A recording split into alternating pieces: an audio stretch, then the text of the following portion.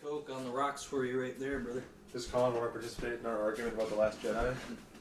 We can't. No, I do not want to participate in your argument about The Last Jedi.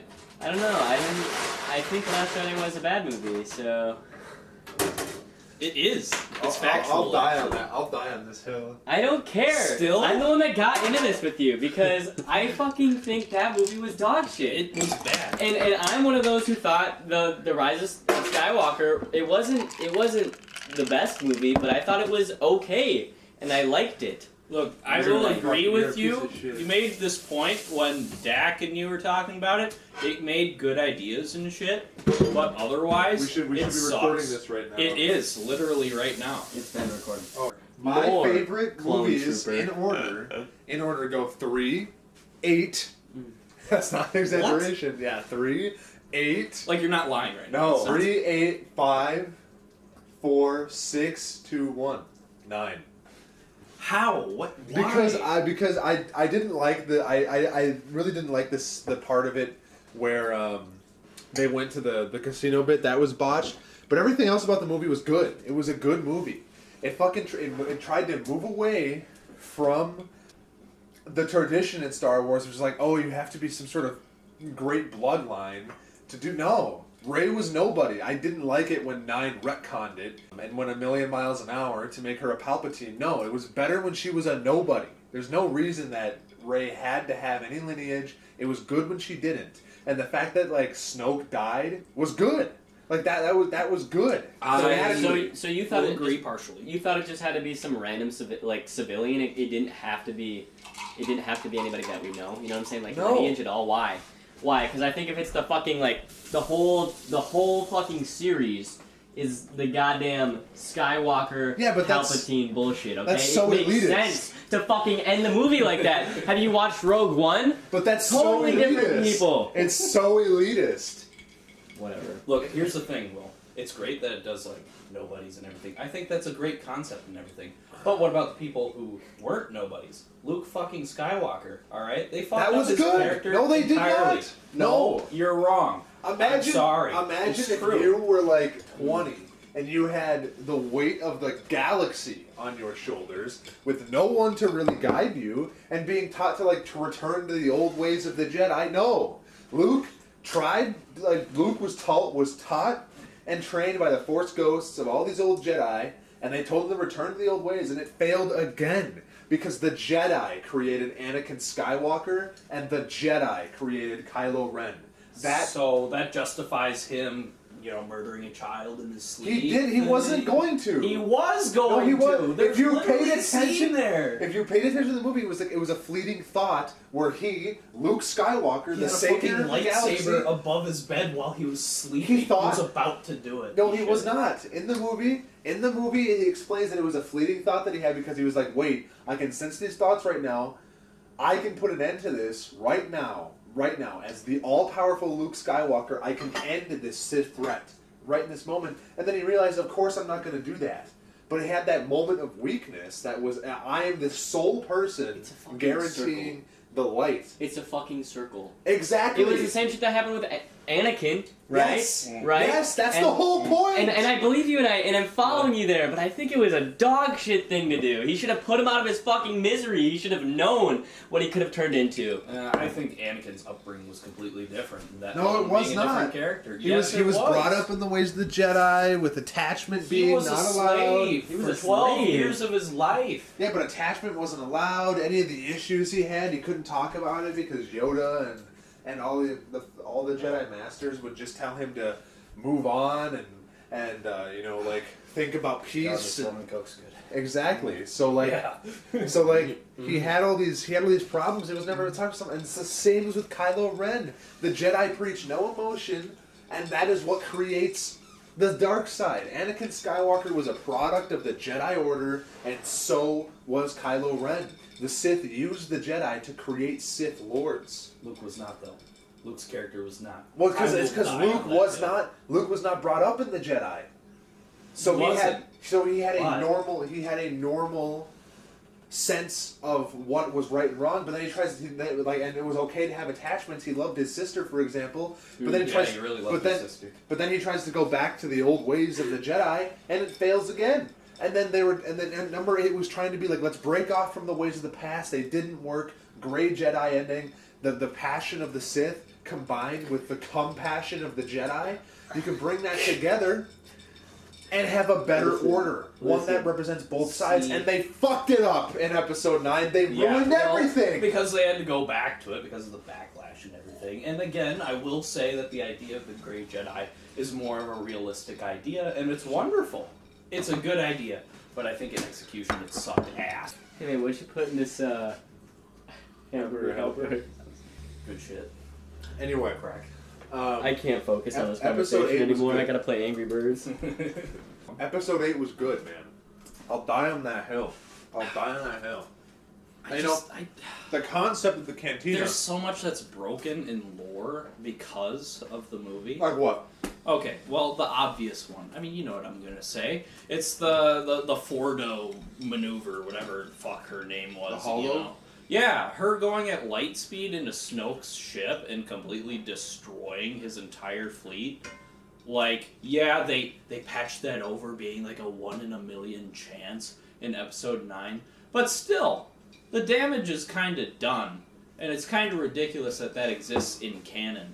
Because you can literally wipe out, you know, whatever fleet you want. Yeah, but it was a suicide maneuver. Yeah. Well, still, it doesn't have to be. It could be an unmanned probe. Boom. Right into an enemy fleet. Done. Why wouldn't I send 1 million probes at one fleet? Also, with the amount of time it takes to charge up a light speed jump and how much math goes into it, you could they could have easily maneuvered out of the way in time. Like they could have had their ships moving. Why didn't they? Because if you remember, they saw all those ships moving towards them, and then the people flying the flagship were like, oh, sir, look at the rebel ships turning to face us, and he was like, ignore it, fire on the transports. So they ignored it, and then only in the last second did they realize what was happening, and by then it was too late. So like if they had noticed what they were planning to do, you could have easily moved out of the way, because light speed is an incredibly targeted thing. So like once you do it, you wasted it entirely. So all you'd have to do is like stack your ships in formation differently, and it wouldn't even be a problem. It's the same reason that like kamikazes didn't work in real life. They worked occasionally, but only very occasionally, because it's really hard to hit things at a speed that is going to damage them. So like when kamikaze pilots in World War II would try and do that, they would very rarely succeed, because trying to hit a ship on the ocean with your fighter plane while you're both moving at a speed high enough to do damage is incredibly difficult. So it'd be the same type of concept where it worked out once because the First Order was complacent. But if they weren't, then still, imagine this. I have 1 million suicide pilots. I can just throw away 1 million fighter jets. Well, that's a waste of one of men them and material. has got to hit. That's a waste of material. But maybe it's not. It might be more of a waste of lives and other material by sending a fleet after another ship. Why wouldn't I just send these? The only reason the Hollow maneuver, the only reason the Japanese tried suicide tactics, the only reason the Hollow maneuver was tried is because they had no other options. It was because they were trying any tactic they could to win. And I'm not disagreeing with you. I'm just saying that if this is at all possible, why wouldn't I take inexpensive drones to completely wipe out a fleet like that? The only way you'd be able to counter that is if you set up your fleet in a different way to where that couldn't happen, which is what you said. That's what they would do. But that doesn't even seem to be... But other than that, it didn't really introduce anything else to anything lore breaking. I mean, like... Even that, it's Star Wars. It's a space sci-fi movie. Well, so like, it should stick with it. Lightsabers don't work in real life. Like, we can't travel at light speed. Like plasma pistols. What are those? The Force. It's a movie about space wizards. So like, if this one person uses it, the amount of suspense of disbelief you have to like enjoy the especially like the original trilogy. Like fire in space, all these things that just don't work. Well, you're thinking on a realistic. Or flying around, like actually having dogfights in space like that probably wouldn't work. Probably, but you're thinking on a realistic level. I'm thinking more in the canon of the world, how the world works. You know, like imagine in Lord of the Rings. Even then, you're adding a part of canon now. Now people just have to be concerned about how their fleets are, that's military. Like, which is fine if it doesn't break any pre-established sort of story beats. You know? Like, let's say, for example, all right, maybe it wasn't a 1 in a million chance that Holdo's ship could hit these ships, right? Okay, it's something that you can do. Well, like in episode 3, there's the big fleet above, like, Coruscant or whatever. You know, why wouldn't I, as the Republic or as the Separatists, send one ship into that and just take care of everything? Well, you're risking too much in a battle like that. You got your own people in there. There's a planet below. There's too many variables to account for. What if you hit another planet behind it? Like you can't account for these things. Well, do you know how lightspeed works in Star Wars? It goes through everything pretty much. No, I think. No, they have high speed lanes. They have star lanes. It doesn't go into like another dimension. No, they have star lanes. So like they have highways. Yeah. They have literally galactic highways through the galaxy that are clear of stars, planets, and debris, and there's only a few of them. Mm-hmm. So they are strategically controlled choke points, and the reason that the unexplored are the uncharted regions in the western side of the galaxy, like pretty much the whole western side of the galaxy is unexplored. It's just littered with planets. It's because there's no roads. There's no corridors to light speed. Or no one's explored them or anything. Yeah, so I mean there are things over there.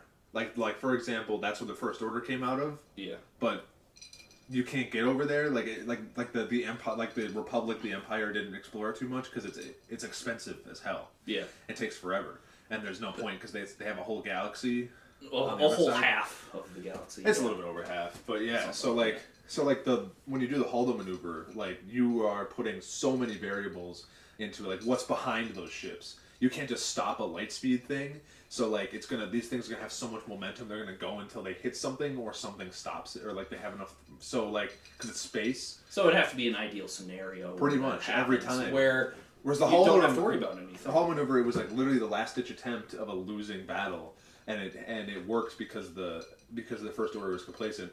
Whereas if you saw a ship that was clearly gearing to hit you with light speed, you just fucking move out of the way, and then they wasted their ship and it's gone now. Like they probably hit a planet or a star or something. Maybe. With it, so like it's gone. So and also like if you were in the middle of a big battle with all your ships interspersed and fighting and stuff like that. Well, and then that's different. It would have to. Well, that's what it was about. That's what it was about Coruscant, and you brought that up. Well, that was kind of a moot point, I think, because I mean I'm just saying if another fleet was gathered like that, why wouldn't you? You know. But you said there would have to be an ideal scenario. Exactly. And whatnot. But if you're shooting out into space, why wouldn't you? Why wouldn't you're gonna hit something? You know. It's just too risky. There might be nothing in the way. It's too risky it's too risky unless you have no other options. If you can beat them in a conventional space battle, then you will, because it's less risky, it's less expensive, and also there's probably you have a greater chance of success. Whereas if you try and use the Holdo maneuver, like there's a very good chance you're just throwing a lot of expensive ships away. If you're using ships.